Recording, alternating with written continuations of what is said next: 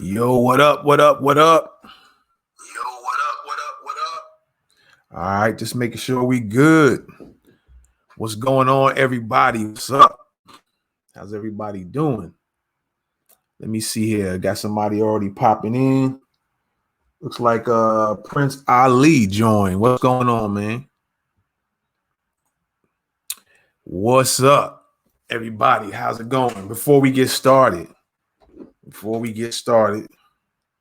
we got somebody else who joined in. What's good? What's popping?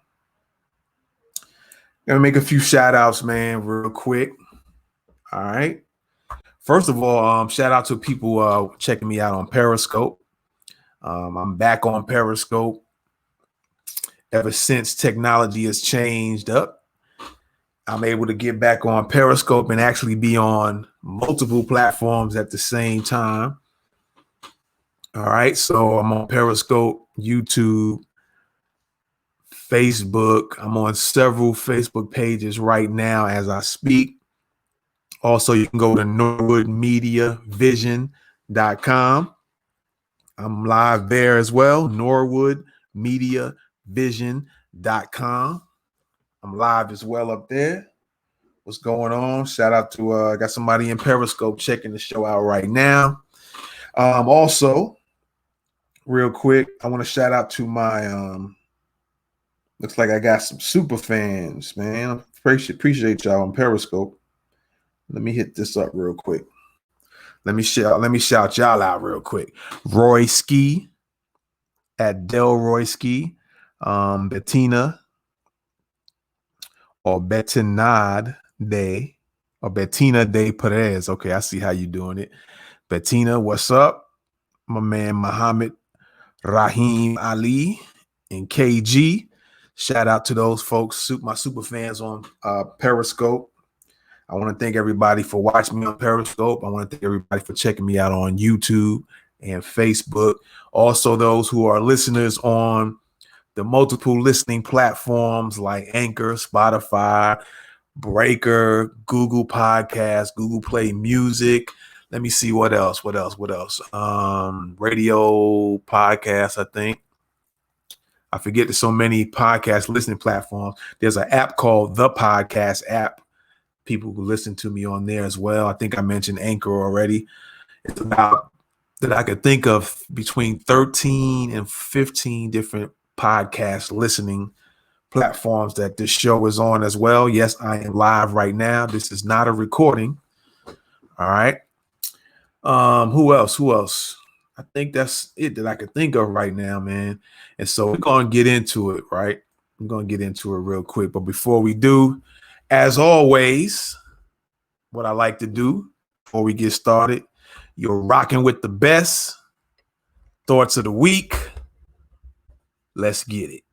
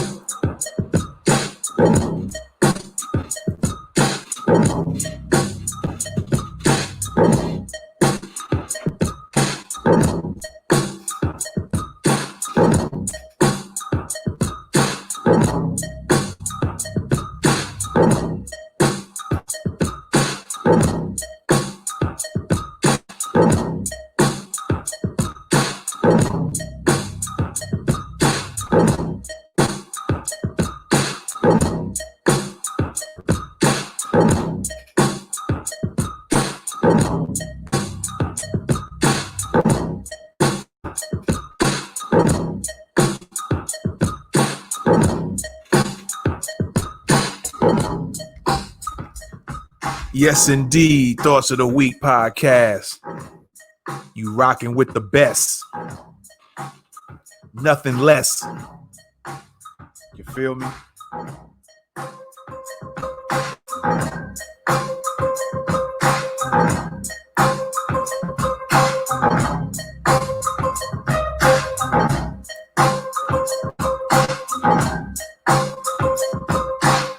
Thanks for the thumbs up.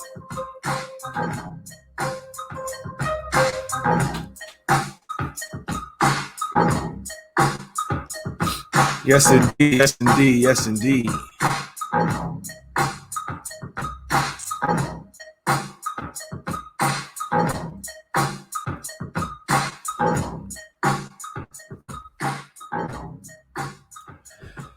All right. Let's get into it, man. Let's get into it. So, first of all, let me say this. I was kind of debating whether or not I should even do this. What's up, man? Appreciate you, bro. Thanks for the thumbs up. I think that was you. Just chilling, man. So, yeah, check it out. So, all right. Yeah, like I said, I was debating on whether or not I should even do this, but I said, let me wait a day or two. First it was a day, and then since we're in Wednesday, now it's 2 days. And then I even waited earlier, before noon, still kind of contemplating on it. I said, yeah, it was still like rumbling inside. So like, yo, let me address this, man.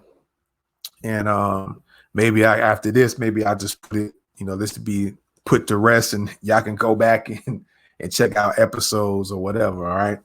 So what was this? Labor Day, Monday, the holiday, most people got off, and had some family members. I hope they call me family members. I'm not like officially family members with them, but hopefully they call me family members or friends at the least. I don't know. I don't know what's going to happen since that Monday. I think we'll be good. I don't know. But anyway, we was having a discussion regarding Trump, Biden, Kamala for those who prefer that. And even Obama was brought in the mix a little bit. And basically what it boiled down to, I was still hearing the same rumblings of getting Trump out, getting Trump out, getting Trump out. And with that being said, it was it was just about getting Trump out. Excuse me a second.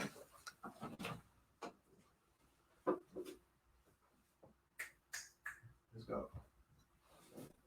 Come on and sit down, man. Y'all, excuse me for a second. My dog was whining. He had to make sure he keeps an eye on me every time. So now he's in here. Hopefully he'll sit down and be still. All right, lay down. That's what you get for the live streams, but we keep it real here. But anyway, like I said, there was some discussion over Biden, Kamala, Trump, and Obama. All right. So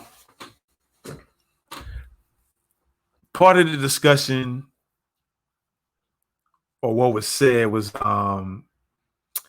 one of the things was said that really struck me. There was a lot of things that struck me, but one of the things that hit me was the same talking points that you hear from people in general and then Black folks in particular. And one of those comments was, well, if you don't vote at all, that vote for Trump. And at this point, that seems like a lot of, that's like I said, and when that comment was made, I said, well, that's like a psychological comment to kind of shame you into feeling that you have to vote. And there's a lot of people who don't intend on voting because it's become boiled up to such a point that all these years of, and I'm talking to Black folks in particular, voting Democrat, voting, and then realizing they're not getting nothing out of it. And you would a lot of people say you're supposed to vote your interests, but when I hear people talk, they don't add what their interest is. All their talking points is to get Trump out, get Trump out. Just vote to get Trump out.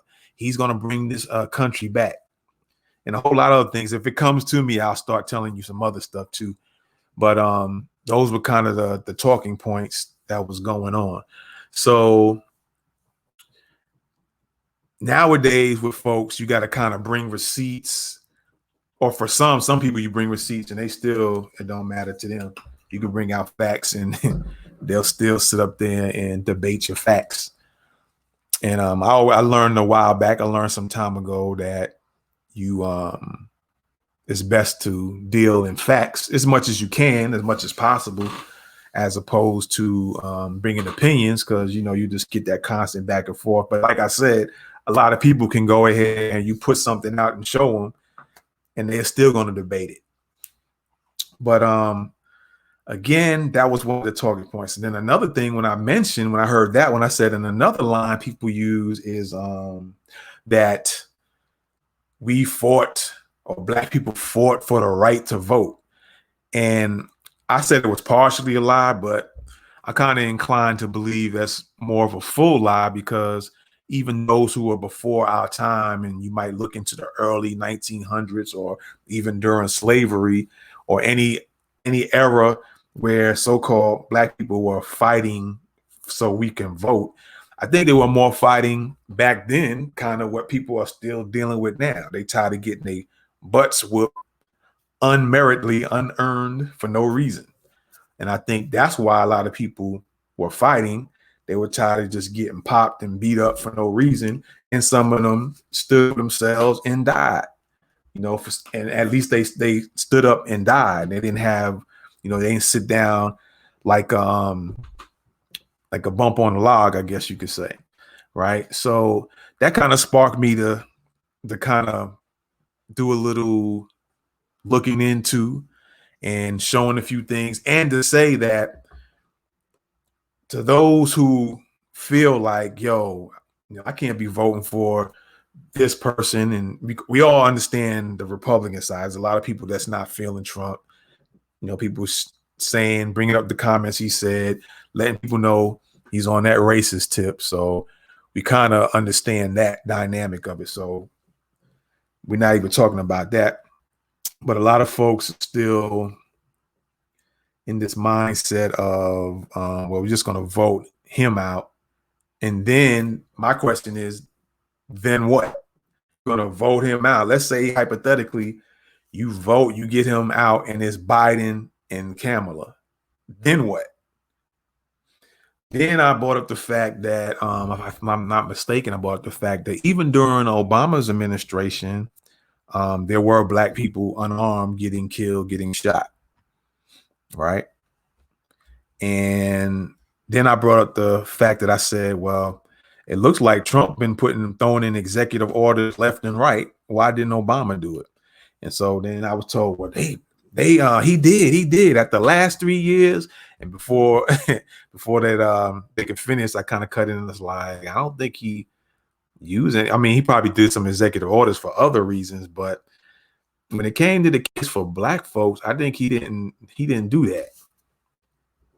And as a matter of fact, he had the power to, if I'm not mistaken, and you guys feel free to correct me anytime you make comments, but don't make no false stuff, because I'll look it up in real time and see if you BSing.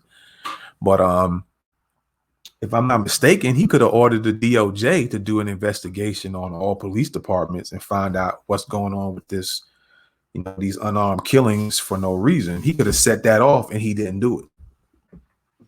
So there was a kind of debate on whether he did anything for black folks. And I'm probably not going to tackle that. I was a little bit, but I'm gonna leave that alone. Maybe down the road, I'll pull some things up.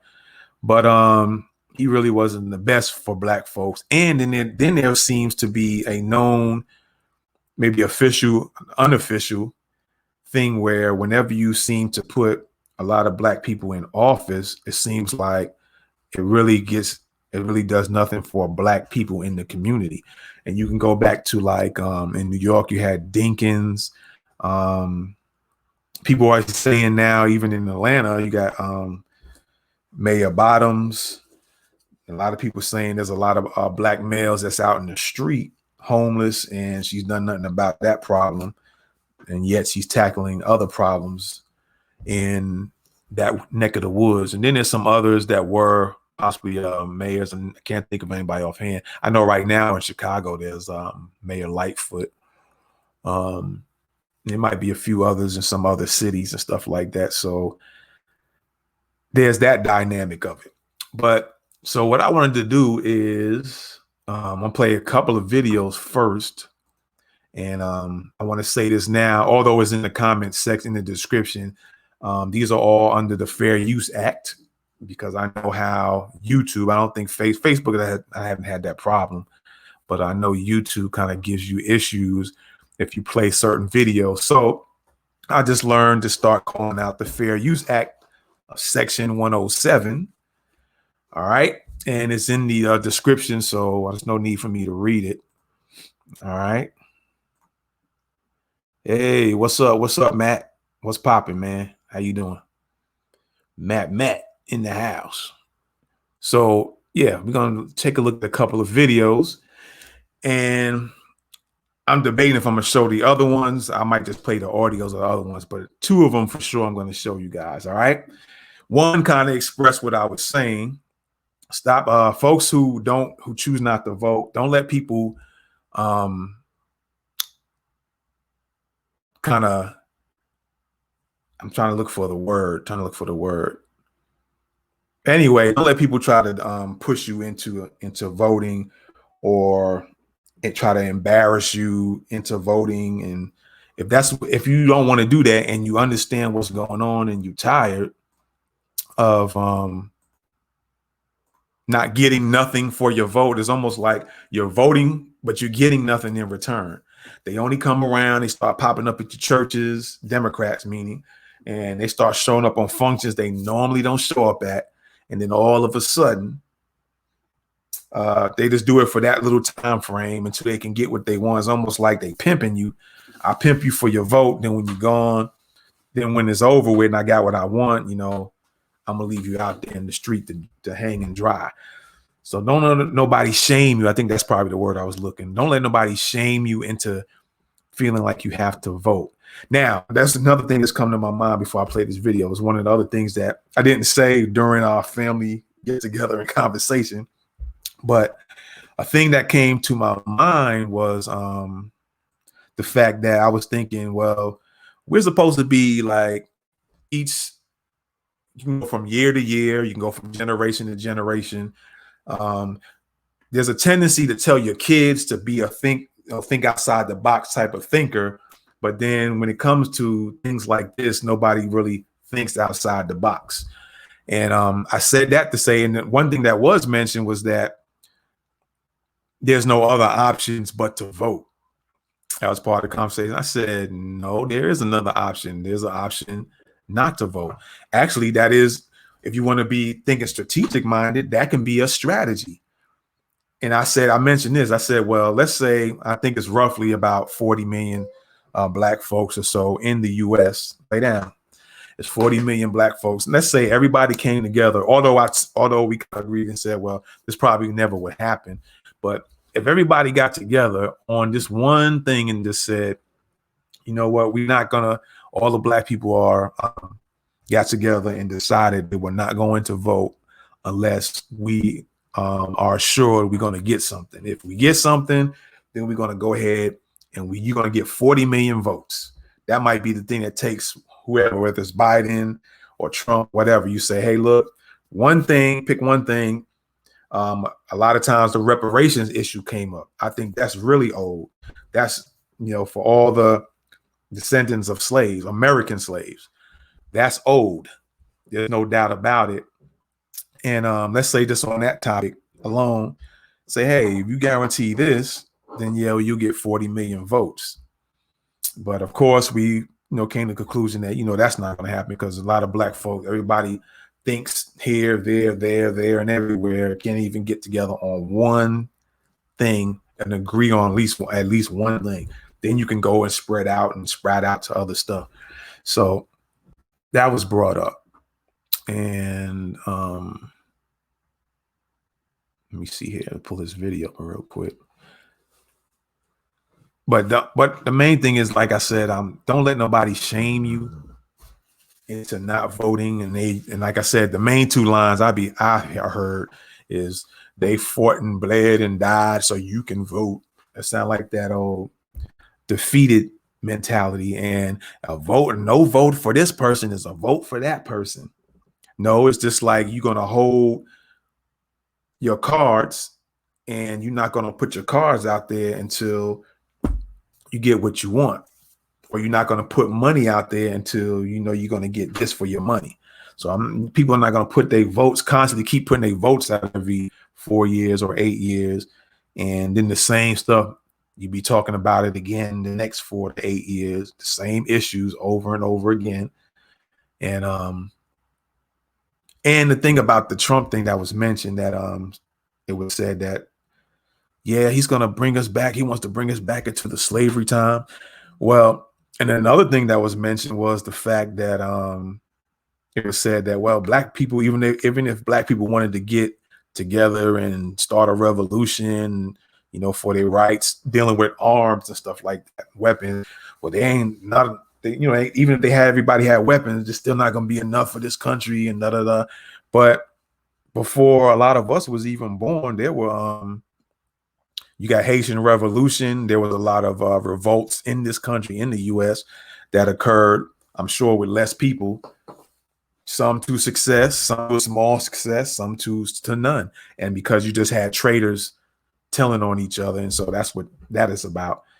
So my thing is, a lot of people are not going to just sit there, even if it went to a civil war type of thing.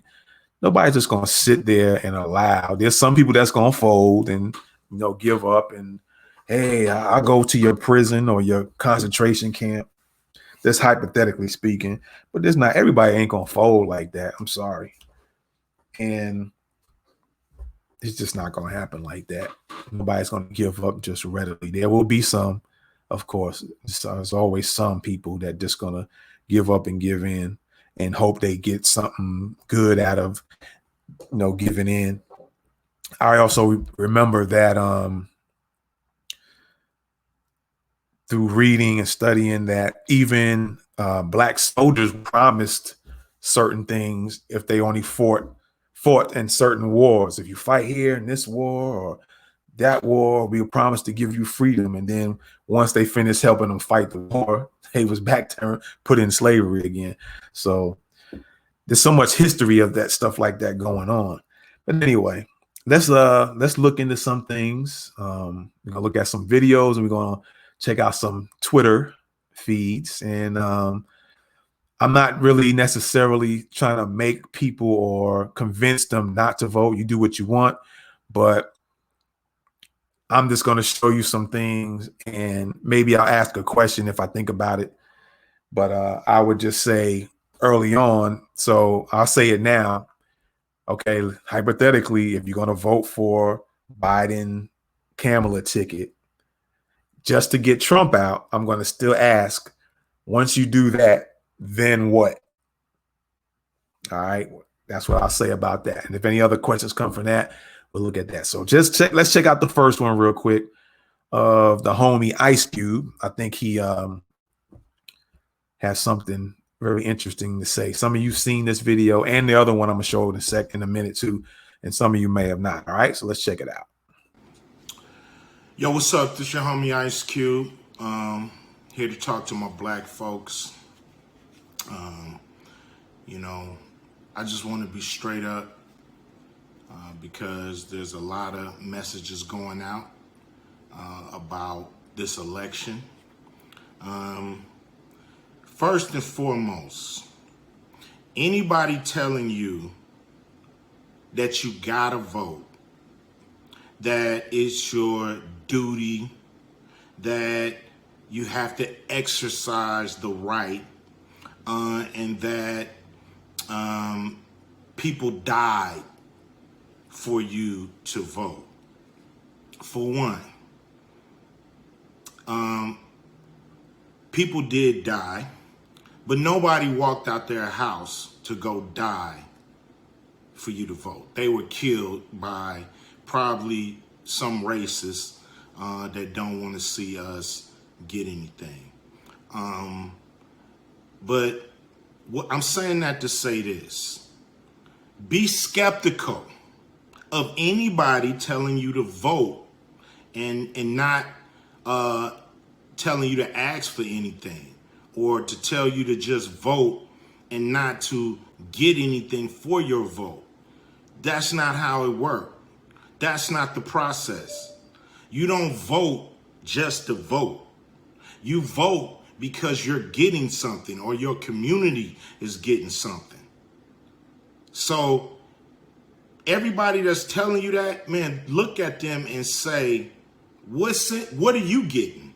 Because people that just want you to vote and not ask for nothing, people that's in power that want you to vote but don't want you to get anything or not asking for you to get anything economically, they suspect, straight up. Because a lot of people been in place for a long time and we ain't got shit. That shit gonna end. That shit gonna end. We gonna get what we supposed to get. Period. And anybody asking you not to ask, I wouldn't listen to them. Because that's the process. Every community asks for what they want. And we gonna do the same goddamn thing. There it is. All right. As simple as that. All right. So now here's the second video. I want y'all to take a look at this video as well. Also look at the reaction on the faces. All right. Pay attention to the reactions and the look of this gentleman who's doing the interview of Kamala Harris. Some of y'all seen this video, some of y'all haven't. All right. But we're going to take a look at it and maybe possibly talk about it or just move on. All right. But my thing is, again, I'm going to say, okay, you want to vote and get Trump out. I'm not voting for Trump. I'm not voting for Biden and Harris either. All right. I'm just going to tell you straight up. I'm not afraid to say it. But I'm also going to say, well, if that's who you want to do, if that's what you want to do, you want to go ahead and get Trump out. And the only thing you want to do is just get Trump out. And another thing that was said during discussion was, we'll just hopefully they'll be able to do something. Okay, you vote this person out because you see how dirty he is, but yet they're dirty too, but you just gonna hope they're gonna do something. All right. Anyway, let's take a look at this interview. A larger number of black men front and center. It would seem as if Republicans perhaps see an opportunity here that Democrats don't see. There's been a lot of talk about women of color. Black men, what is the case for them to show up in a few weeks for you and Mr. Biden? First of all, every vote needs to be earned. And Joe and I believe that. So when we look at the condition of black men in America, we know we still have a whole lot of work to do. We have talked about it in regard to policing and the criminal justice system, but let's talk about the realities of the fact that every man, including every black man, wants to be able to take care of his family. The Biden-Harris plan is about investing in communities with a particular concern about those communities that have been long neglected to ensure that there will be economic opportunities. Wait a minute. You see how dude's face look, man? He's looking like, Trick, you talking about something I ain't even talking about. We're going to play that one more time. All right. And just take a look, listen carefully and look at her body language. Listen to what he asked and listen to what she says. He asked him specifically about black men, and she automatically wanted to veer off and say everybody. That's not what he asked. But this is the people you guys want to vote for in replace of Trump. I'm not saying keep Trump or anything like that, but this is who you want to in replace of the Trump. All right. And there's been a lot of people saying, what, Biden's up there in age. What happens if he dies? Then Kamala is going to be the next in line. And this is who you want to replace Trump, right? Let's say hypothetically, God forbid that doesn't happen to Biden. I ain't trying to be harsh like that, but there's some things that still ain't cool about him. But on that level, let's look at it from there. if something does happen to him and Kamala has to take over, or Kamala, remember Kamala? I'm just kind of veering off from the Ugandan giant from the wrestling. anyway, back to that. You're going to get rid of Trump and replace Trump with this. A larger number of black men front and center. It would seem as if Republicans perhaps see an opportunity here that Democrats don't see. There's been a lot of talk about women of color. Black men, what is the case for them to show up in a few weeks for you and Mr. Biden? First of all, every vote needs to be earned. Now you seen her eyes. She was like turning to this, hooking up and trying to think. Let me think quick. First of all, every vote needs to be earned. He didn't ask her about every vote. He said black men in particular. So that's already showing you a sign there about her. All right, how she feels about black men, and already look at that. All right, don't think somebody's trying to reach or anything. I'm not reaching. It's just real facts. Again, I'm gonna play it again all the way through, and then we're gonna move on to the next thing. Just pay attention to what he said. He asked how she responds and what his body language is to her response. A larger number of black men front and center.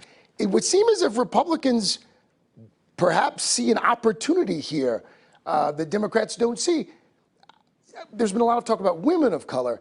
Black men, what is the case for them to show up in a few weeks for you and Mr. Biden? First of all, every vote needs to be earned. And Joe and I believe that.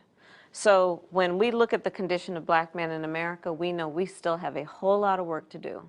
We have talked about it in regard to policing and the criminal justice system, but let's talk about the realities of the fact that every man, including every black man, wants to be able to take care of his family. The Biden-Harris plan is about investing in communities with a particular concern about those communities that have been long neglected, to ensure that there will be economic opportunities. He looked at him like, Trig, you don't went off on a tangent. You went over here to left field. I'm talking about home plate. You know what I'm saying? So there you go. That's another thing. Anyway, now we're going to take a look at or listen to some audio here. You are listening to. All right, my bad. We're going to listen to some audio here real quick of some question or questions to Biden. All right, man, just want y'all to listen real carefully to what gets said about that. All right, so let me get this together real quick here and pull it up for you guys. I'm not gonna play the video. I'm just gonna go ahead and play the audio. All right, so just stand by a second.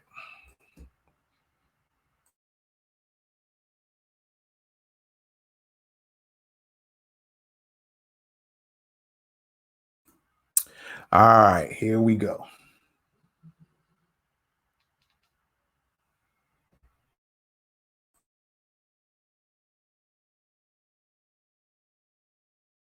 If in fact a calculation comes to you that you are satisfied with, would you then say, I'm for reparations?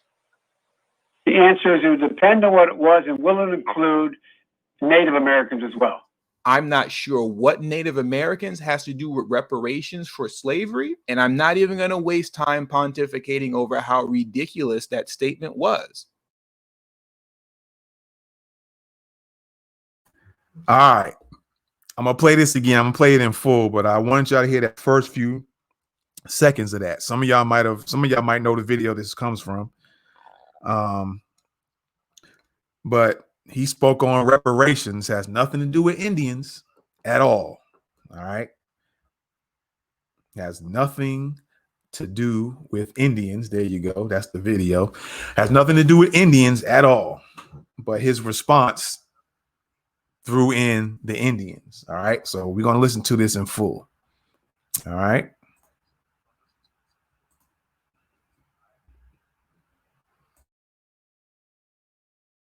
If in fact a calculation comes to you that you are satisfied with, would you then say, I'm for reparations? The answer is it would depend on what it was and will it include Native Americans as well. I'm not sure what Native Americans has to do with reparations for slavery, and I'm not even going to waste time pontificating over how ridiculous that statement was, because it gets worse.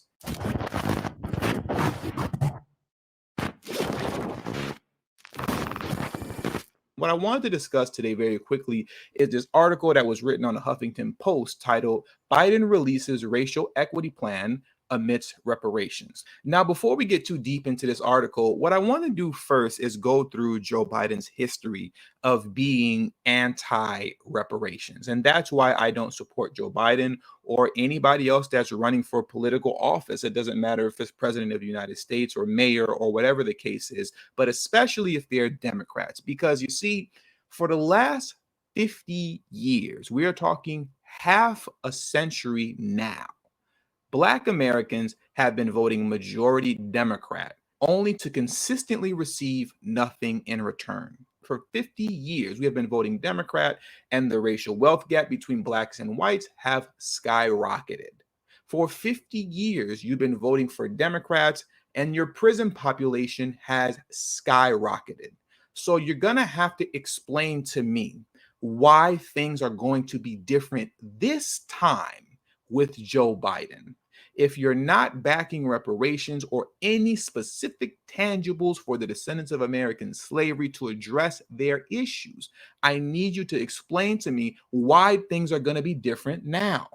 Now, when it comes to Joe Biden and reparations, it's not surprising that he omits reparations in his new plan for racial equality, because he's been anti-reparations for years. In 1975, when Joe Biden was asked about reparations, he replied this: "I don't feel responsible for the sins of my father and grandfather. I feel responsible for what the situation is today, for the sins of my own generation. And I will be damned if I feel responsible to pay for what happened 300 years ago." Now, never mind the fact that the sins of his generation is Jim Crow. Joe Biden was born in 1942. Jim Crow lasted from 1865 to 1965.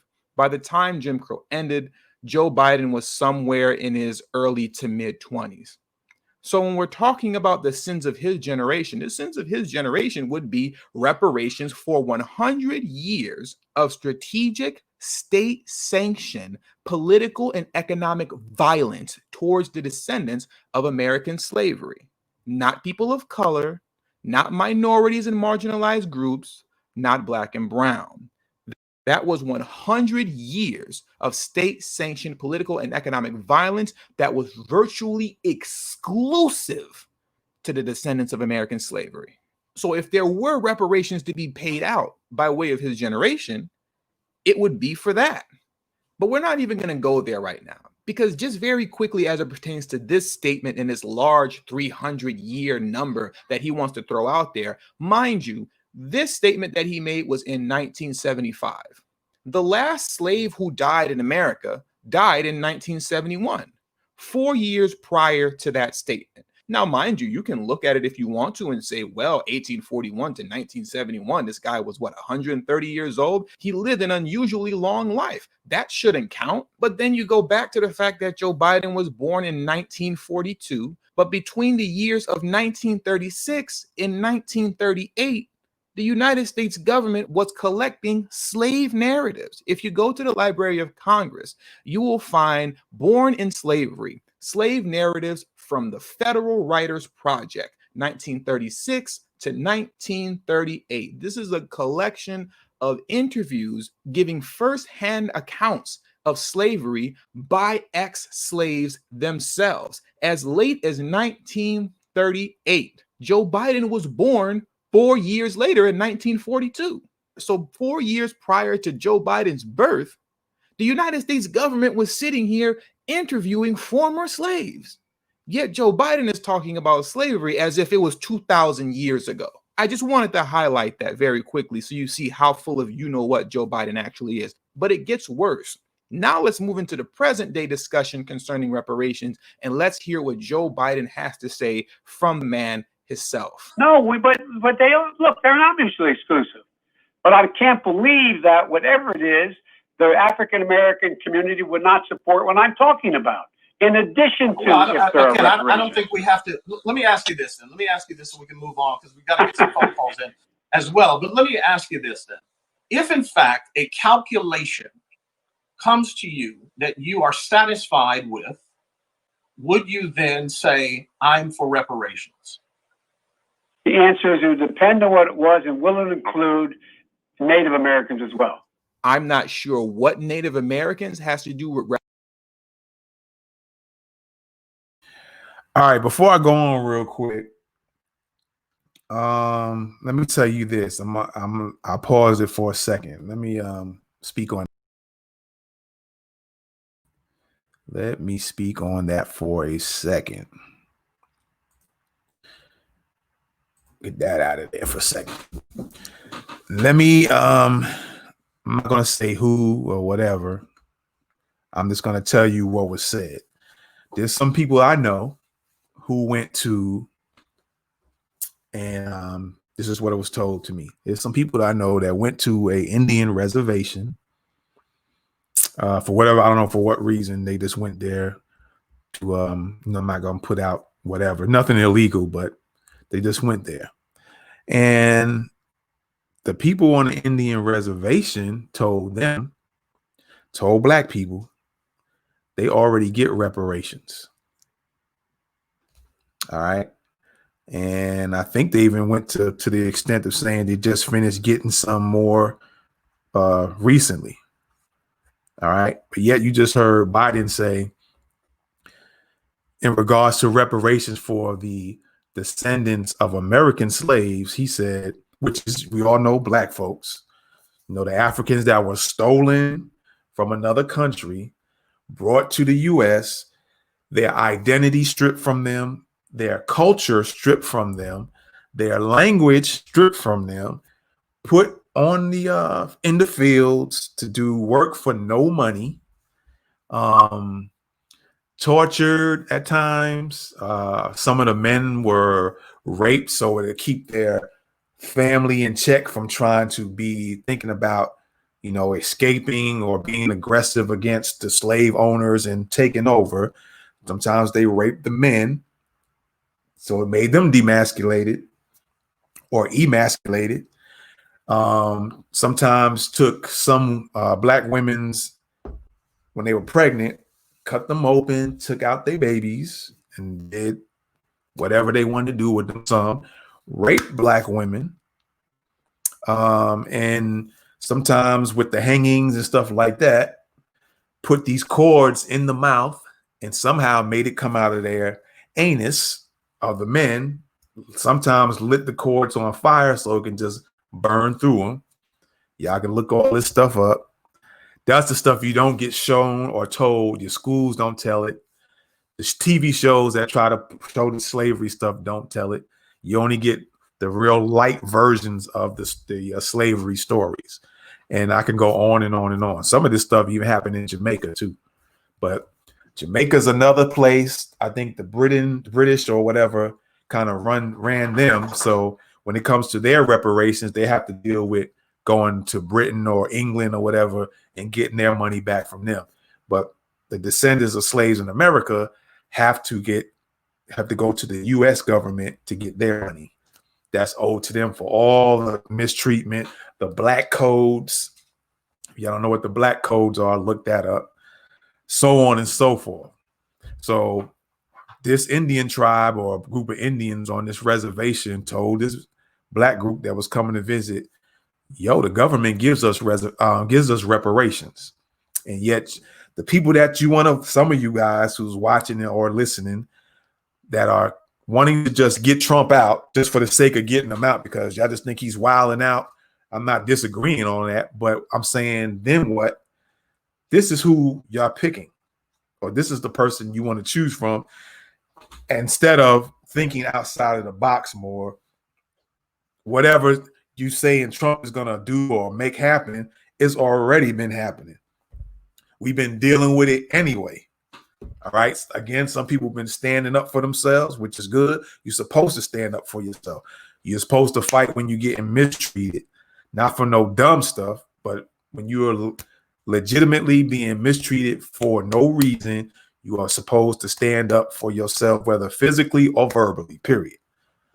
It's just that simple. Some people might not like that. Again, you stand around and get mistreated and then come back and let me know how you handle that or how you felt about it. But this is the guy that a lot of you want to vote for, who already is talking about the moment the question was asked, he went directly to, well, the Indians got to be brought in this mix. And if you go do your research, at least the 5 civilized tribes that we know of, I'm probably sure there's more. We all know, or some of you probably don't know, there were black Indians as dark as me or darker. There was Indian tribes of the Indians that kept dark people, black people, slaves, in particular the 5 civilized tribes. You can go look that up. And they was put in cahoots with the government to go on and capture slaves. And some of those Indians made them black people slaves as well. And Biden wants to still put Indians in the mix after all of that. So this is the person you picking or you want to put in replace of Trump. All right. So let's go on and finish listening.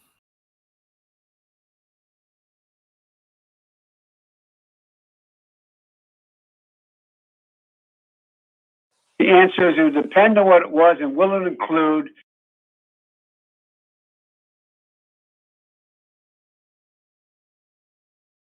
Let me ask you this then.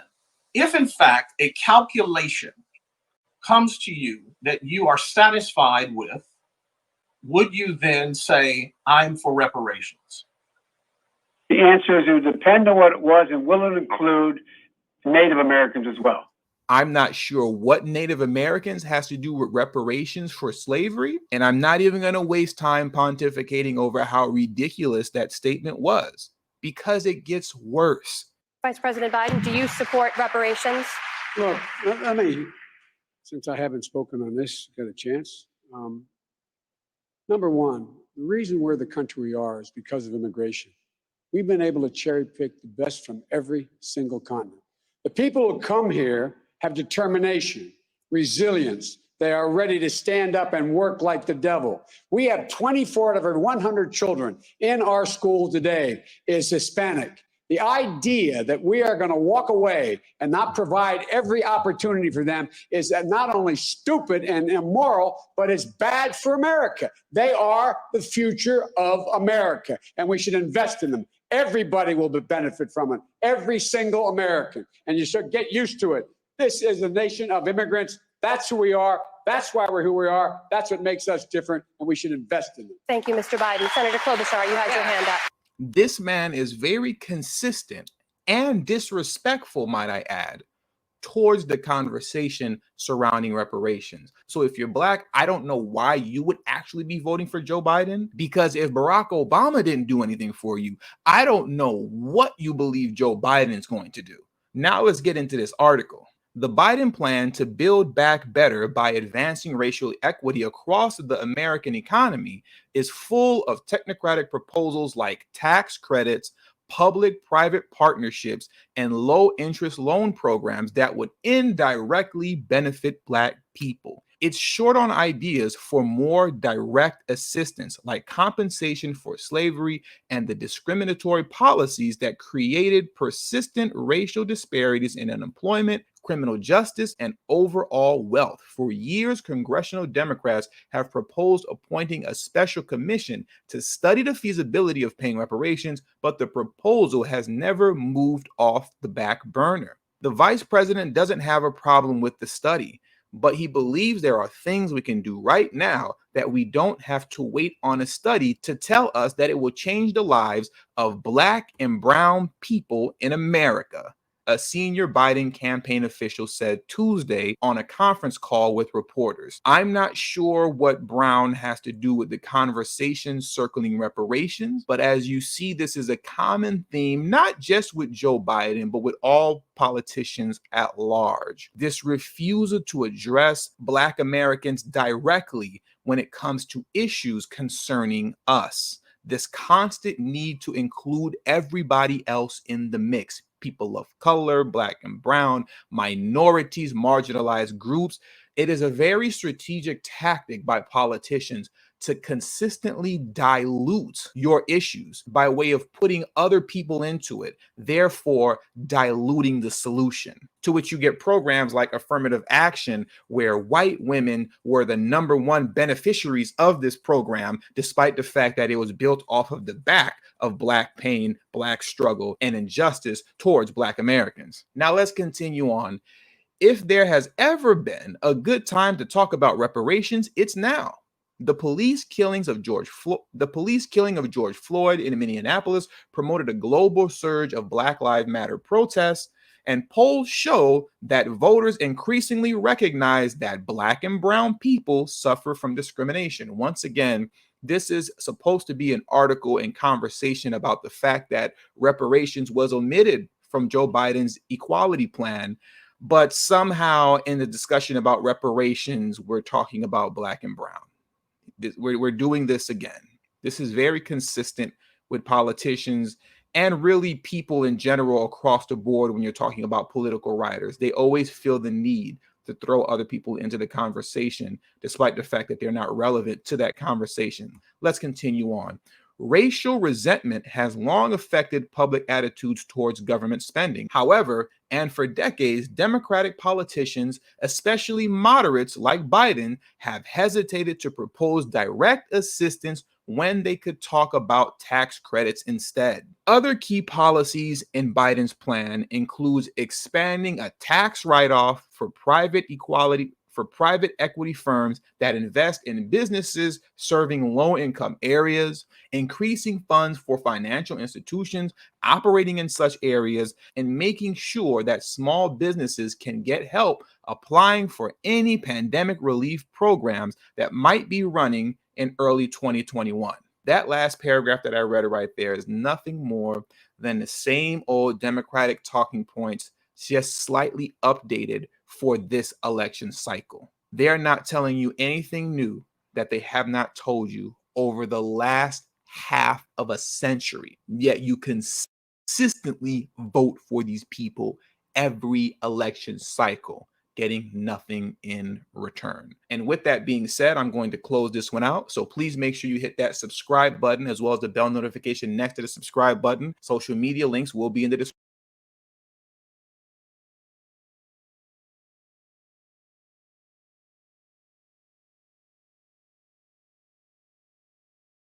That.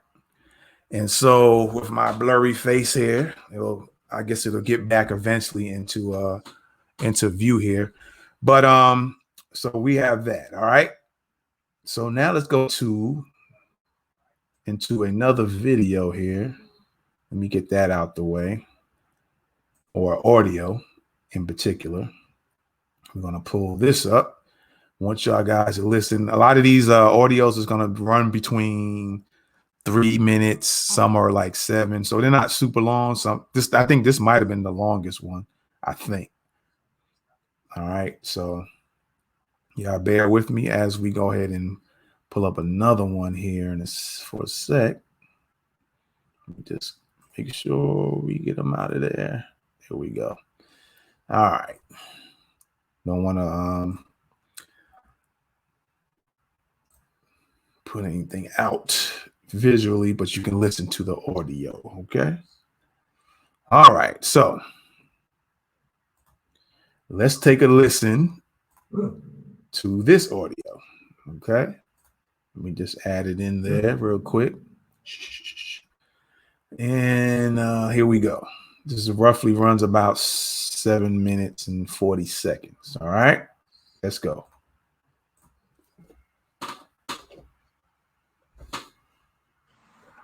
Kamala Harris Have y'all seen the birth certificate of Kamala Harris? They're trying to say, oh, this is the birtherism bullshit. See, when they nominated Kamala Harris to be vice president with Biden to run on the same bill, all the Democratic Negro bootlegs start running out here. Y'all better support a black woman. Y'all stop all that complaining. Y'all just be happy about a black woman. Kamala Harris has never identified as a black woman, y'all. Her identifying as a black woman is some recent shit, dude. Let's keep it a buck. If you look at old interviews of her, she's always said she's Indian or Asian. She just recently started that black woman shit, dude. Let's be real. These damn bugs out here. Let's be real. We had a birth certificate. Her mother is East Indian and identifies, she put her race as Caucasian. Her dad, this is the key right here, because this is the little Jedi mind trick they're trying to play. Her dad, on race, he put Jamaican. And what niggas are doing, especially the Democrats and the whole Rolly crowd, well, Jamaican, that black, Jamaicans, that's black. Her dad put Jamaican for a reason. Jamaican is not a race. I want y'all to understand. Jamaican is not a race. Jamaican is not a race. And understand Jamaican culture. See, us over here, when you let them tell it, everybody in Jamaica just looks at themselves as one big black happy family. That ain't the fucking case at all. I want y'all to understand that. That's very important for you to understand. They don't tell you that. We don't understand that concept because we don't live there. Over here, black is black. Over there, it ain't like that, dude. They have all types of racial color cast in the Caribbean, especially in Jamaica. In Jamaica, you got a motherfucker who look my color and don't identify as black. You got people, the mixed, the browns, they got all types of little racial cast over there, man, that they learned and got down with the British, starting really in the early to mid 1850s. That's when they really started that color cast system out there in Jamaica. So yeah, you got East Indian Jamaicans, you got Chinese Jamaicans. You dig? They got those color cast systems heavy out there. That mulatto class who don't view themselves as black folks. They view themselves as something other than. Kamala Harris has never grown up and identified really as a black person. Her family hasn't. So when they say we better respect her as a black person, who the fuck is black? Yeah, them coolies over there, man, please. Her dad damn sure ain't never identified as black. And again, they prided themselves on coming from descendants of slave owners over there. Yeah?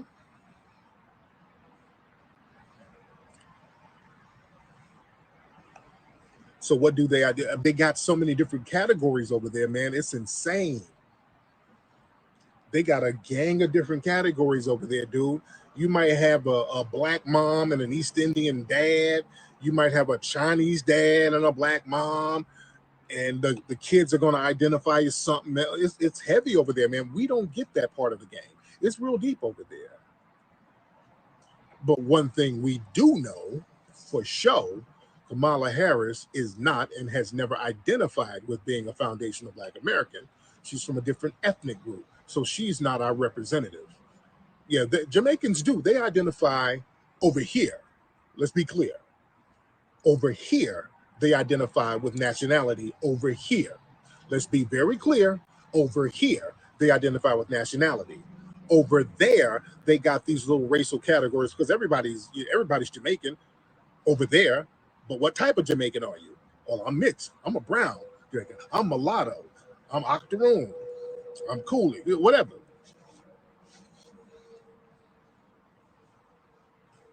Yeah, so over here, before they say black, oh no, I'm Jamaican. Oh, I'm not black. What's my race? Oh, Jamaican. That's how they can differentiate themselves from us. Nigga, fuck us, Kamala Harris. We ain't rocking with her like that. We ain't rocking with her like that. And not just because of her racial difference, because the thing is, that's the only thing they're trying to hang their hat on as far as us supporting her. Because we know her policies ain't for us. She's already told us that she ain't gonna do shit for us. So the only thing they can hang their hat on and say is by trying to shame us. Hey, why don't y'all support a black woman, man? Y'all just hating on the black woman. Why don't y'all support a black woman? No. You find a black woman and I'll support her. But her, no. I smell curry. No. You find me a black woman and I'll support her, but that ain't it. That's not it right there. Genetically, yeah.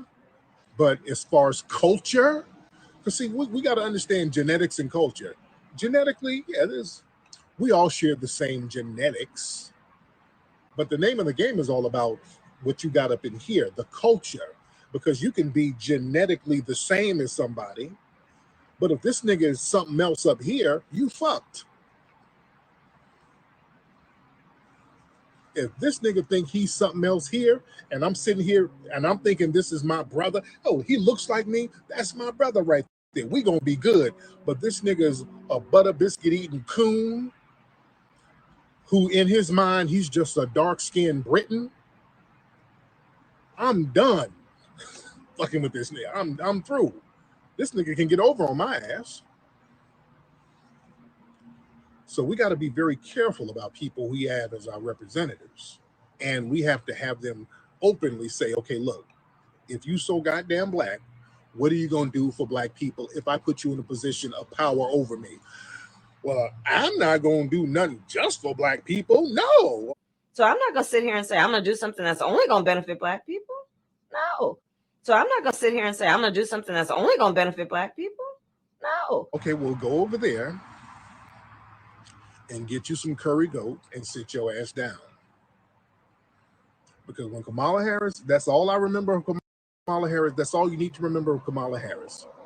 Kamala Harris talking about what the fuck she ain't gonna be doing for black people. That's all you need to know about her. Yeah, nigga, there's Somalians who be like, I ain't black, and be 10 shades darker than midnight. It's what's in here. It's what's in here. So I'm not going to sit here and say I'm going to do something that's only going to benefit black people. No.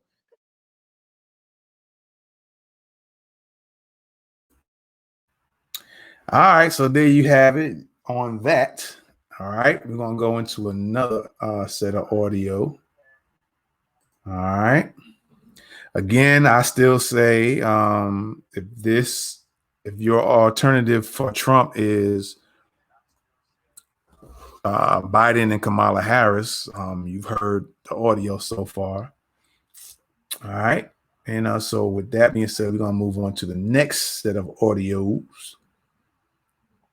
All right, let me see what we got next here. Okay, we got something else, a nice goodie.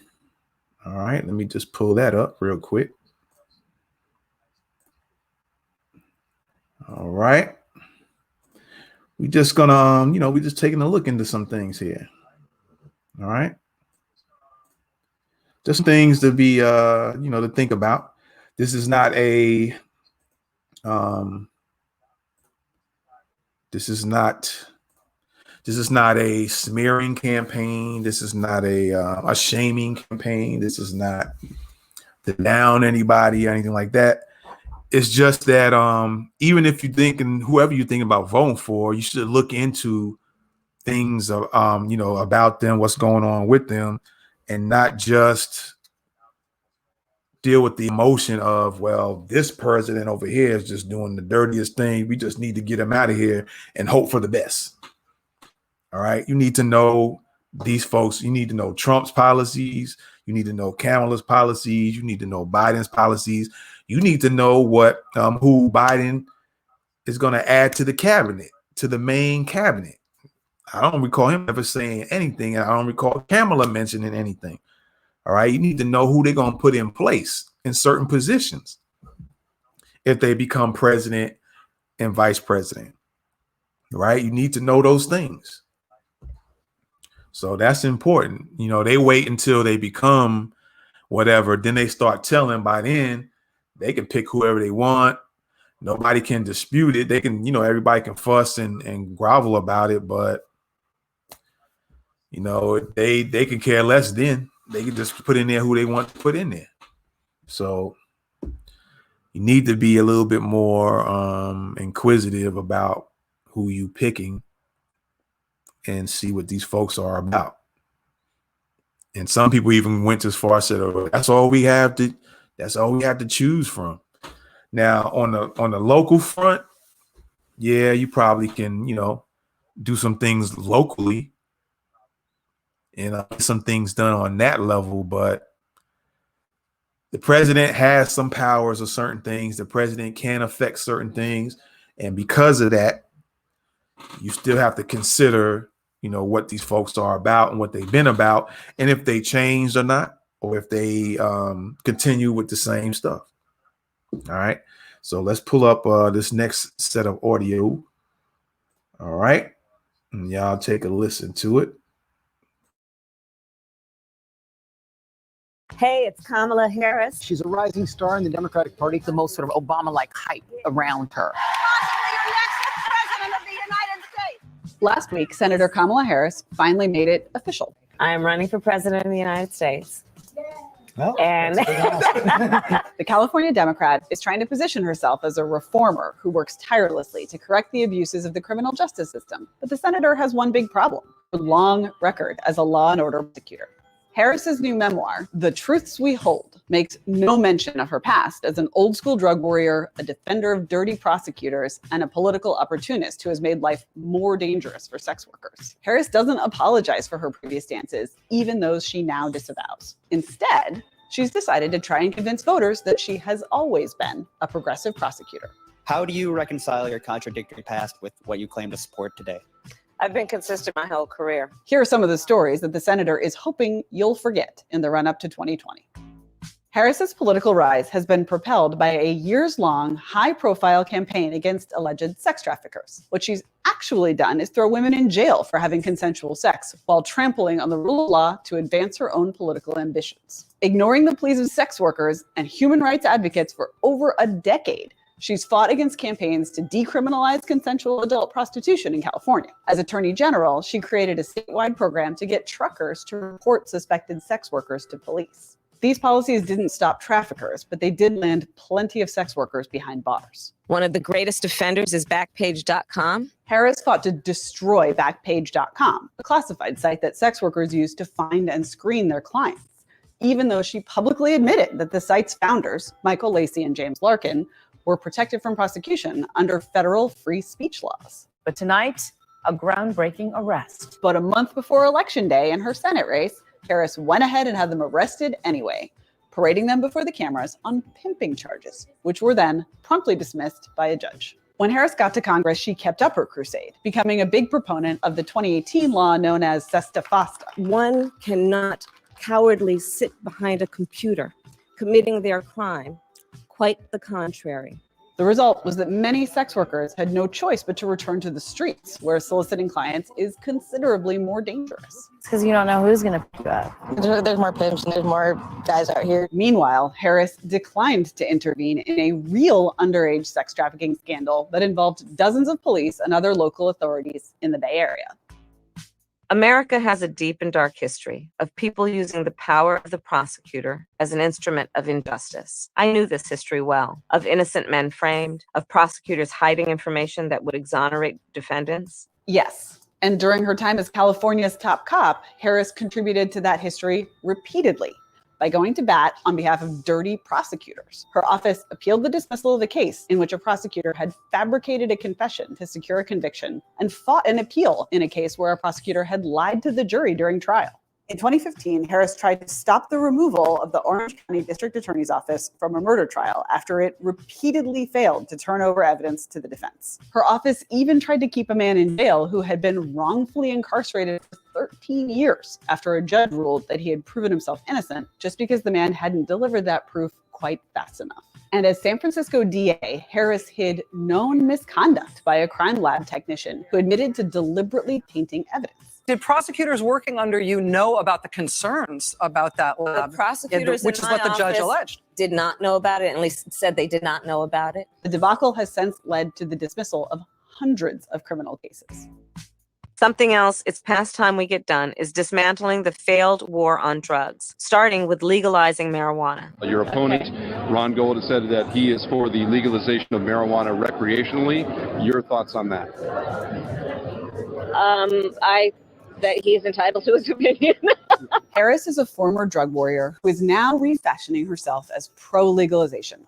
That's a positive shift, but not a reason to rewrite the past or ignore the patterns it reveals in her judgment. 4 years after the cultural tide had turned in favor of criminal justice reforms, Harris continued to support lock-em-up policies that disproportionately hurt minorities. As California Attorney General, Harris opposed marijuana legalization as late as 2014, promoted civil asset forfeiture without a conviction as a way to fight drug rings, and sought to more aggressively police prescription drug use. In her new book, Harris reveals that her drug warrior mentality hasn't changed. It's just that her emphasis has shifted. We also need to reinstate the DEA's authority to go after the major pharmaceutical manufacturers and distributors, and we need to invest resources in law enforcement efforts to cut off the supply of fentanyl from China. Let's believe in a more perfect union without mass incarceration of African American men.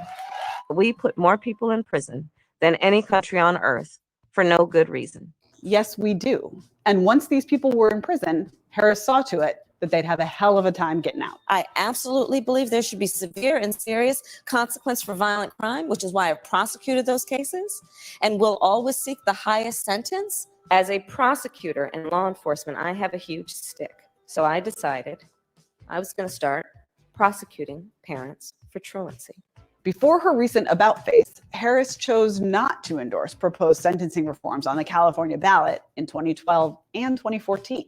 And she defended the constitutionality of cash bail until 2016. Harris's office also fought an order to reduce California's prison population after the Supreme Court determined the conditions amounted to cruel and unusual punishment. Although she later claimed to be shocked by what they had done, Harris's attorneys argued that nonviolent offenders should stay behind bars because the state needed the cheap labor they provide. We are part of a longer story, and we are responsible for how our chapter gets written. As she blazes her path to the White House in 2020, Kamala Harris is trying to rewrite her last chapter, but her record remains. Our children and our grandchildren will ask at that inflection moment, where were you? And what did you do in service of your family, your neighborhood, your community, and your country?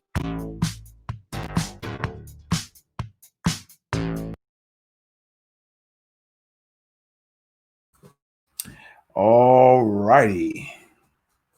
So we have that. All right. So now let's take a listen to, oh, hold on. Before I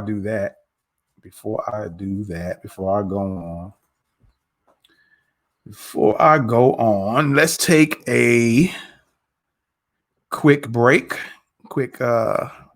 promotion break. All right. And then once that's done, we'll get right back to the matter at hand. All right. Let me just see here real quick. All right, there we go. So I'll be right back. Okay. Hey guys, thank you so much for coming into my YouTube channel. My name is Patrice Nikki Green. I am the creative conductor here at PNG Create, where businesses hire us to make visual impressions on social media while promoting their products and services. So as you come in, please make sure you click that subscribe button down there so you get a notification when I go live or when I post new content. As well as I'm going to give you a little story of what we do here. Thumbnails, or I'll give you some tips and tricks to how to bring your animation to life. Also, I've worked with several different technology programs, so you'll be seeing little things that I've created with that, as well as little mini videos that you're welcome to download on your own and use within your own broadcast. So if you have any questions about anything you like, or you want to reach out to me, you can go to www.pngcreates.podia.com.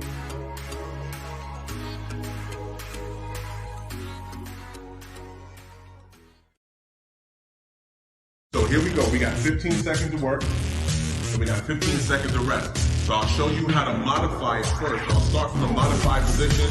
A lot of people unfortunately refer to these as girly push-ups. It's a modified version. You still get the same type of resistance, slightly diminished because you will be making the modification, but you can still make it happen. So here we go. I'm going to start at 5 seconds. And this is the modified version first. So 15 seconds. Here we go. Right in here. And as you're going through, and I'm going to switch to the regular version. As you're going through, you want to put your elbows back and not out to the side. You got 3 seconds. And you're going to rest it out. So again, when you're doing your push-ups, try to avoid going out because you're going to put a little bit more stress on your shoulders. So, second set, we're going 15 seconds of work, you get a 15-second break. Here we go.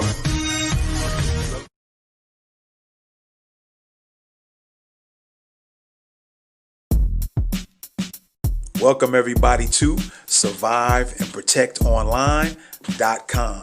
This is the website where you can take online video courses and you can also learn personal protection, urban survival, and everything in between. Starting in January 2021, Survive and Protect will begin its Survive and Protect Academy.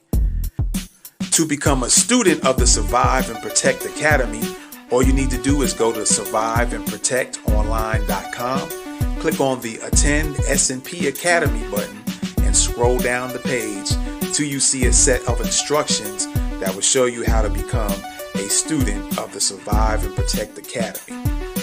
In the Survive and Protect Academy, you will get exclusive content that will not be on any of Survive and Protect's social media platforms. So be sure to join us today by going to surviveandprotectonline.com and come down to the bottom of the page, enter your email address, and click the subscribe button. So before we go, always remember to be aware, wash the hands, and have a plan. We'll see you soon. All right. We back, and we're gonna go to the next video. It's about 8 minutes long. I want you guys to definitely listen to this. Yeah. So let me just pull this up real quick. Next audio right here. All right.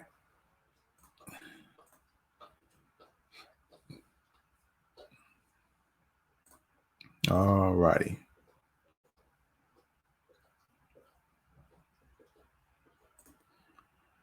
All right. So a little bit more with Kamala Harris here. And so you guys listen up. All right, here we go.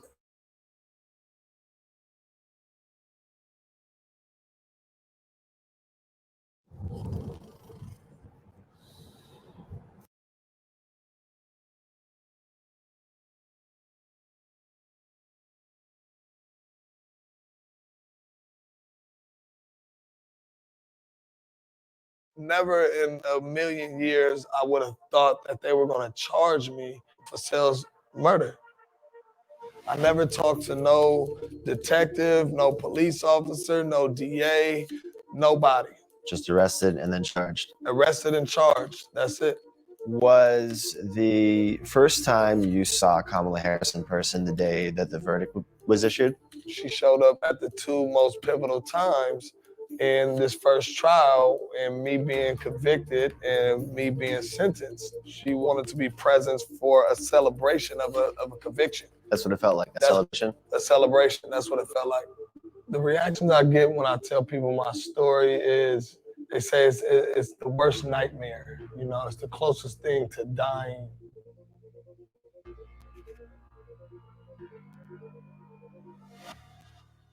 Jamal, I'm going to read you a quote real quick. The job of a progressive prosecutor is to look out for those overlooked, to speak up for those whose voices aren't being heard, to see and address the causes of crime, not just their consequences, and to shine a light on the inequality and unfairness that lead to injustice. It is to recognize that not everyone needs punishment, that what many need, quite obviously, is help. Kamala Harris wrote that in her book, The Truths We Hold.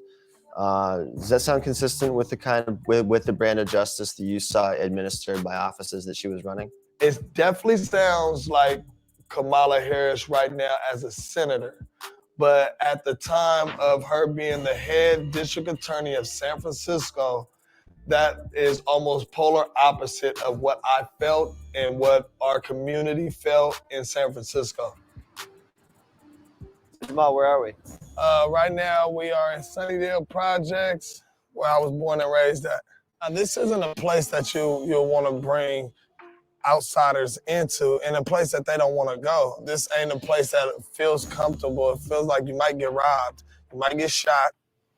Police were keeping files on you, your brothers, and other people who were living in Sunnydale from a very young age. They already had me labeled, because I'm in this community, as a potential gang member, potential killer, potential drug dealer. You gotta wake up to the fact that, things are set up against us. There is a conspiracy. Yes. It happened to you. Exactly. It's proven in court. Absolutely. Places like this have been developed for predominantly African American people to not be able to succeed beyond it. Yeah.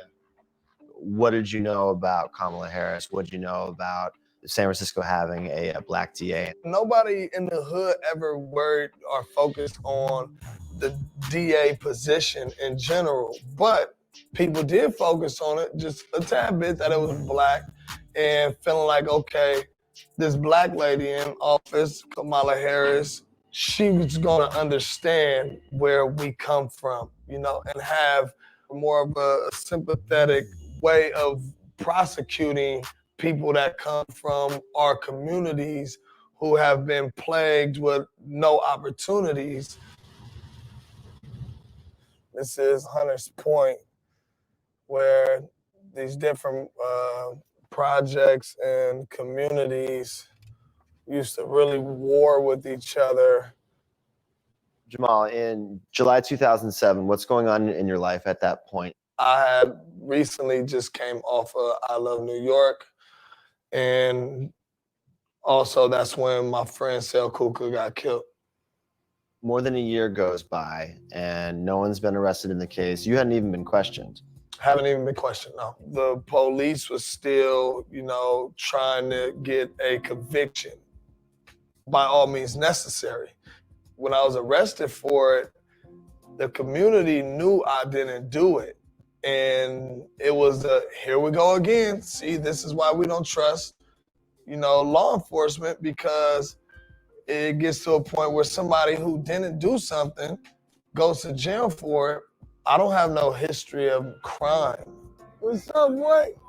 I have a history of being around in the community, but that doesn't mean that I'm a suspect. I'm like, oh man, I'll be out within 72 hours. They're gonna figure this out. They're gonna clear this up. And then when you found out what the evidence was that they supposedly had you on, there wasn't much there. Can you describe what it was? They had a woman saying that she seen me kill Sel.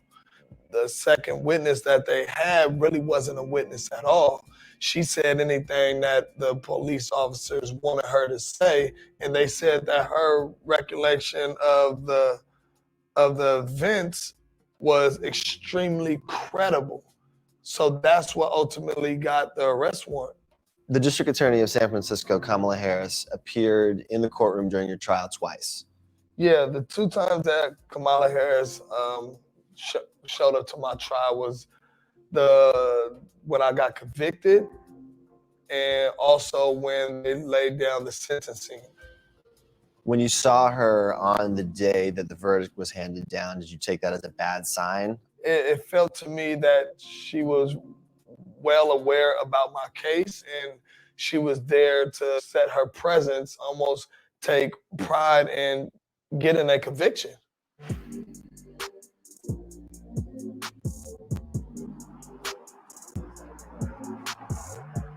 When I put in my appeal, the people that's fighting against my appeal to keep the conviction is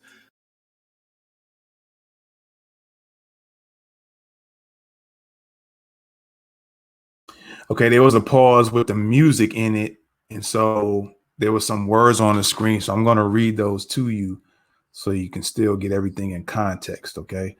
So it says, after more than 6 years in prison, Jamal successfully appealed his case and was acquitted in a new trial. All right, I just wanted to add that part in there. as this is part of this audio that you can't see. All right.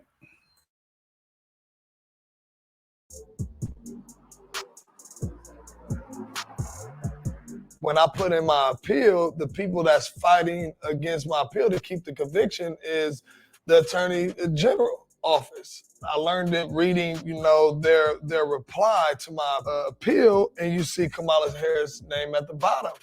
And now it's starting to feel a little personal. When you win the $13.1 million, it's a massive settlement. Did you feel like that was enough? There's not an amount that could get back those 7 years. That 6.5 years that I spent in prison. But instead of me coming home feeling like I was a victim, I wanted to prove that I'm a survivor, and I will not let my story go unheard. I'm not necessarily saying I'm looking for an apology, but some acknowledgement from her that she could have messed up would be, of course, that'd be huge. You could have made some mistakes. You could have missed some things. For me, it was a big miss. I had life in prison. I've met people in prison that was wrongfully convicted. I want my story to be out to provoke reform ultimately. Beyond that, I want to be able to be who I want to be. I'm an actor. I'm a musician. I'm a father. I'm more than this person that was framed. I'm more than this person that was wrongfully convicted.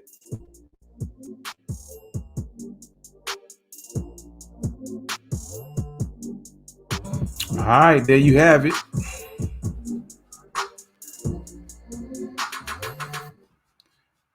All right, so with that being said, we have one more video we're gonna go through real quick.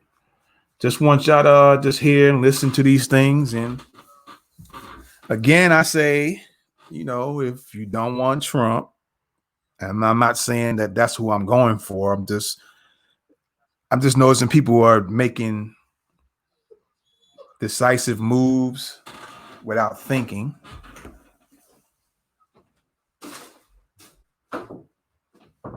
And they're just going off of emotion as opposed to really, just sitting down and thinking, looking up some stuff, considering some things. And some people are not doing that. All right. So that's all I'm saying with that. So this last set of audio is I think with Kamala Harris again here. And I think there's a part in here, I think. Let me see. Yeah, this by Biden and Kamala is in this particular audio clip. And so let's go ahead and pull that up real quick here. All right. And get y'all squared away on that one. All right. Okay, so let's check out this particular audio really quick here. Okay. It's about a little less than 10 minutes, so let's listen to it. You can't do that to black media. You can't do that to black media. I can't do that to white media and black media because my wife has to go on at 6 o'clock. Understand, brothers and sisters, they only do this to you. You've never seen this level of disrespect by the Democratic Party being placed upon the LGBTQ community. You've never seen it being placed on immigrants. You've never seen it placed on women's groups. You for sure have never seen this level of disrespect handed to the Jewish community.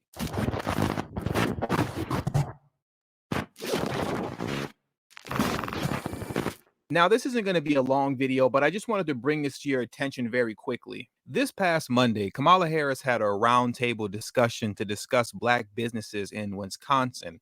And throughout the conversation, which was very brief, she pretty much turned the black businesses discussion into a all businesses matter discussion. Throughout the entire full 8 minutes of this clip, to which I will leave the link in the description below, she doesn't mention black businesses one time in this video clip. Yet it goes on and on and on about minorities, women, and small businesses all around the country. Yet this was promoted by the Democratic Party as being a discussion about Black businesses. Now, what I want to do is play a little clip from this video so that you can see the way in which she completely avoided discussing Black businesses altogether, even though that's what this meeting was supposed to be about. But what I also need you to do is stick around to the very end of this video, because at the end of this video is when you will see the ultimate disrespect and slap in the face to Black people, but even more specifically to the Black business owners of Wisconsin. But for now, let's get into the first part of this clip. We have talked about the importance of building an entrepreneurial class, meaning having our government and as our priorities, and it is part of Joe Biden and my priority, investing in entrepreneurship and investing not only through the work that we will do that is about access to capital through the Small Business Administration, access to capital about putting money into opportunity zones is one part of it, but also $150 billion in new capital and opportunities around investing in private venture capital as well as what the government can do. But that this is about an investment in not only those specific communities, but in our country. Understanding that some of the greatest sources of wealth and intergenerational wealth come about through that kind of focus. We have talked about the importance of community banks. During the course of this crisis, up to 90% of minority and women-owned small businesses did not get the benefit of the PPP. In large part because, unlike how Donald Trump has been concerned about the wealthy, the people who are working every day and trying to raise their families don't have the access to those kinds of relationships and have not received the benefit of something like the PPP. We've talked about the need to make tax credits permanent, and doing that, and through doing that, increasing funding to as much as $5 billion annually to provide credit for equity investment in small businesses that benefit low and moderate income areas. So these are some of the conversations that we've had this afternoon. And it is also in the context of a pledge that Joe Biden and myself are making to small businesses throughout our country, including here in Milwaukee, that we see you, we understand the significance of what you are in terms of the health and well-being of communities, and we see the benefit to the entire country to invest in our small businesses. As you can see, just like any other typical Democrat, she's going round and round speaking about everything but Black businesses. But the real reason I wanted to bring this to your attention is this, and it's the way in which they ended the discussion. The Lieutenant Governor Mandela Barnes wanted to carry on to a Q&A session with Kamala Harris, and her people abruptly end the discussion in the same disrespectful fashion that Joe Biden and his people ended the discussion when they were speaking to Charlamagne tha God on the Breakfast Club. Now, I want you to hear clearly at the way in which the gentleman in the back is being extremely sarcastic and disrespectful to the panel and to those wanting to ask questions at this round table. It's an important thing for us to have leaders who care, leaders who are going to show up and listen to the concerns, especially with so many Black business owners here at the table right now. And you juxtapose that with the White House's recent decision to cancel all trainings related to race. And it's unfortunate that at a time where we have so many disparities here in Milwaukee and the state of Wisconsin, all across the country, that Donald Trump won't respond to that crisis within a crisis. So we are very honored, proud, and lucky to have Senator and soon to be Vice President Harris with us today. And I will pass it back over to you. So you want to take some questions before you get out of here? Thank you, Paul. We're all set. Thank you. Thank you, Paul. We're going to head out the same way we came. I once lived in Wisconsin. Do you know that? I did, yes. Thank you, guys. So Wisconsin is part of my story.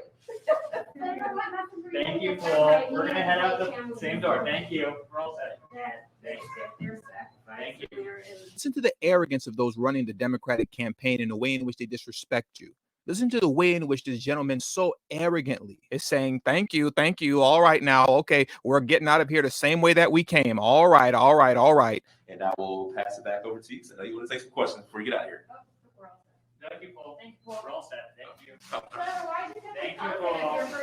We're going to head out the same way we came. You saw this first with Joe Biden in his interview that he did with Charlamagne tha God, and now you're seeing this again with Kamala Harris speaking at this roundtable that's supposed to be about Black businesses. To them is that I'm not acknowledging anybody who is being considered, but I guarantee you there are multiple Black women being considered. Multiple. You know, Thanks so much. That's really our time. I apologize. You can't do that to Black media. I can't do that to white media and Black media because my wife has to go on at 6 o'clock. You can't do that to Black media. You can't do that to Black media. I can't do that to white media and Black media because my wife has to go on at 6 o'clock. Understand, brothers and sisters, they only do this to you. You've never seen this level of disrespect by the Democratic Party being placed upon the LGBTQ community. You've never seen it being placed on immigrants. You've never seen it placed on women's groups. You for sure have never seen this level of disrespect handed to the Jewish community. But when they have to speak to you and address you about anything, not only do they talk in circles, but they'll just abruptly cut the conversation short and tell you, okay, we're done now. We're finished here. We don't want to talk to you anymore. For as much as people want to talk about how Trump is racist, you can't even find a video of Donald Trump disrespecting Black voters to their face the way in which the Democratic Party consistently disrespects you. Now, I'm not saying that I'm voting for Trump because I'm not. He's a piece of garbage, but I'm also not voting for the Democrats as well. What I cannot do is respect the slithering snakes of the Democratic Party who will hold your babies, kiss them on the cheek. They will come to your church, pretend to praise God with you, come to the cookout in your backyard at your home, all the while plotting on stabbing you in the back the moment you give them your vote. So with all that being said, at this stage in the game, I really cannot understand why anybody Black would be voting for the Democratic Party in this election. I'm not saying go out and vote Republican. You know where I stand. Hold your vote unless there are tangibles on the table. If no one's talking about reparations and a Black agenda, well, then there is nothing to vote for at all, unless you're voting locally concerning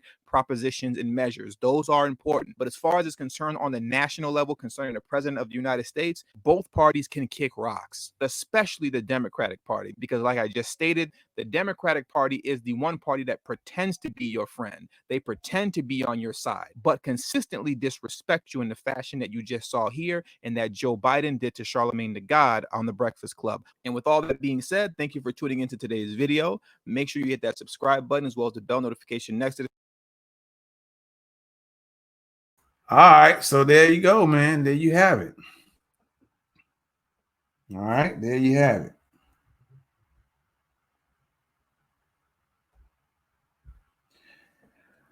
There you have it. This is how they get down. All right. This is how they get down. Okay. It's just as simple as that. And so I say again, you know, vote Trump out. But then what? This is who you got left. And this is who you're going to put your trust in. After hearing a few things and seeing a couple of videos, you know, the choice is yours. All right. Again, this is not a video to bash them, but it's something to make you think and let you listen to and think about and consider more than just the emotion of trying to get one person out. Yeah, he's doing some, you know, he's on some foul. He's on his foul run right now. We know who you're talking about, the current president. He's on that foul run. All right. We understand that. But him aside, but then you decide over here, well, we're just going to roll, you know, your response to that is, well, just get him out and hope for the best with this group. And this is how you really want your grandchildren to know you by. You want to brag to them, yeah, we voted Trump out, and then we got nothing after that. Is that what you want? You know, you want to plant that in their system, as opposed to thinking outside the box. We're supposed to be a creative people. We're supposed to be you're supposed to elevate every generation, and every year you're supposed to improve and things like that. But we still thinking within the lines of the drawing and not outside the box. And that's just something for you guys to consider and think about. All right. So I'm going to get on out of here. I was going to do two other things, but I got to take care of some things right now and handle some things so that it doesn't become urgent. So maybe what I was planning on doing tonight, maybe I'll do at another time, and maybe I won't even do it at all. But, we'll just see. We'll just see how it goes. And as we're getting closer and closer to this election, I think they said it was like, it might be 56 or less days left to this election. So as things get close, maybe I'll do add some other stuff here and maybe follow that the trail of up to election day. Maybe I'll start doing some more stuff here and there. All right. But like I said, I got some things to do, so I'm gonna get on out of here. All right. But I appreciate all of y'all who checking out the show on the listening platforms, on the video, social media platforms. I appreciate y'all. Again, shout out to my super fans in Periscope. I appreciate that. I didn't even expect that was going to happen. I hadn't been on Periscope for a minute.